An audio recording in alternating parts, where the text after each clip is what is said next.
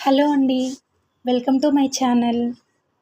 కార్తీక పురాణము 23వ అధ్యాయము 23వ రోజు పారాయణము.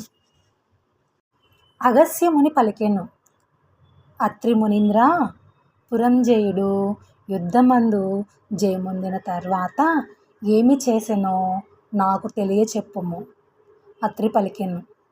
శత్రు బాధారహితమైన అయోధ్య పట్టణమందు పురంజయ మహారాజు సమస్త ధనుర్ధారులలో శ్రేష్ఠుడై, ఇంద్రతుల్య పరాక్రమవంతుడై, సత్యవాదియు, సదాశుచియు, దాతయు, భోక్తయు, ప్రియవాదియు, రూపవంతుడును, అమిత కాంతియుతుడును, సమస్త యజ్ఞకర్తయును, బ్రాహ్మణ ప్రియుడును, ధనుర్వేదమందు వేదములందు శాస్త్రములందు ప్రావీణుడును, పూర్ణిమ చంద్రుడు జనకుల వలె స్త్రీ ప్రియుడును, సూర్యుడు వలె చూడ శక్యముగాని వాడును, శత్రువులను శిక్షించువాడును, హరిభక్తి పరాయణుడును, బలయుతుడును, కామ క్రోధ లోభ మోహ మద మాస్తర్యములను జయించిన వాడును, కార్తీక వ్రతము చేత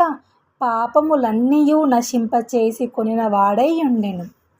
ఇట్లున్న పురంజయునకు విష్ణు సేవయందు బుద్ధి జనించి, హరిని ఎట్లా రాధింతును, ఏ దేశమందు, ఏ మాసమందు, ఏ క్షేత్రమందు సుఖముగా ఆరాధింతును, ఇట్లని చింతించుచున్న రాజుకు ఆకాశవాణి ఇట్లనియు. ఓ పురంజయ, శీఘ్రముగా కావేరికి పొమ్ము. అచ్చట శ్రీరంగమను దివ్యక్షేత్రమున్నది. అచ్చట శ్రీరంగనాథుడు వసించి ఉన్నాడు. కాబట్టి సంసార క్షేదమును చేయువాడగు శ్రీరంగ నిలయుని సేవించుమని చెప్పి ఊరకుండెను. ఆ మాట విని రాజు అయోధ్యాపట్టణమును విడిచి తన చతురంగ బలములతోనూ అనేక క్షేత్రములను తీర్థములను చూచుచూ కావేరి మధ్యనున్న శ్రీరంగము చేరెను.